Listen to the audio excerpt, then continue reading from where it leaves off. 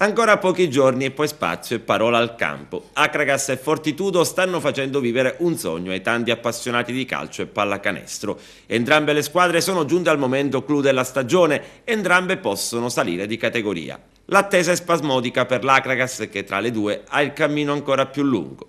Infatti i biancazzurri domenica prossima all'Esteneto saranno impegnati per la semifinale contro il Real Metapontino.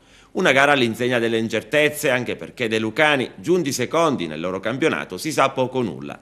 Di sicuro i numeri dicono che il reparto più forte è quello difensivo. Il Real è una squadra che subisce pochi gol, ma in avanti non è che sia una mitragliatrice. Per i biancazzurri sarà indispensabile non subire reti in casa, in modo da non compromettere il match di ritorno in programma tra 3 giorni a Policoro. Infatti in questi playoff vale lo stesso regolamento europeo, in caso di parità i gol segnati in trasferta valgono doppio. Ecco perché l'Akragas deve vincere, ma senza scoprirsi troppo. La formazione di Montalbano ha dimostrato che in trasferta almeno un gol finisce sempre per realizzarlo. C'è molta attesa per questa sfida e la prevendita va a gonfie vele. Molto probabilmente sugli spalti saranno oltre 2000 gli spettatori.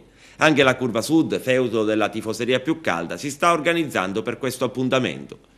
Inoltre i tifosi seguiranno in massa la squadra a Policoro per il match di ritorno. Il tempo sembra riportarci a 20 anni fa, quando l'Akragas vinse gli spareggi contro il Calitri. Nel match d'andata giocato in Irpinia furono circa 700 tifosi che seguirono la squadra della Città dei Templi e il risultato fu eccezionale, 3-0. All'Akragas di certo non mancherà il calore della propria gente. Troppo importante ritornare in quarta serie, questa città dopo 17 anni di eccellenza merita palcoscenici più importanti. D'altronde, dopo tante stagioni amare, quest'anno la società è solida sia dal punto di vista degli uomini che economicamente.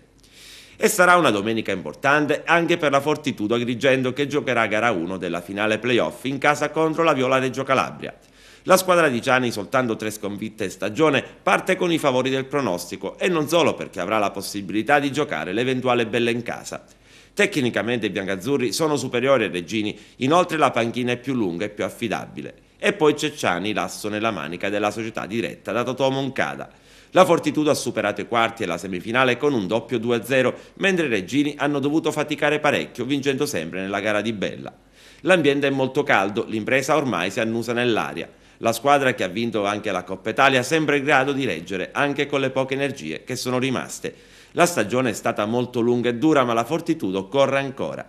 Lo ha dimostrato ampiamente anche a Roseto degli Abruzzi in gara 2 della semifinale. A un certo punto gli abruzzesi si sono calmati, fermati, mentre i biancazzurri continuavano a correre. Però guai a sottovalutare i reggini, nello sport non sempre vince il più forte. Sarà inoltre una sorta di sfida in famiglia tra Santiago ed Emiliano Paparella, il primo play della Fortitudo, il secondo della Viola e tra l'altro ex di turno. A proposito di ex, nelle fila reggine se ne conta un altro, Caprari, che ad Agrigento l'anno scorso non ha lasciato di certo un buon ricordo.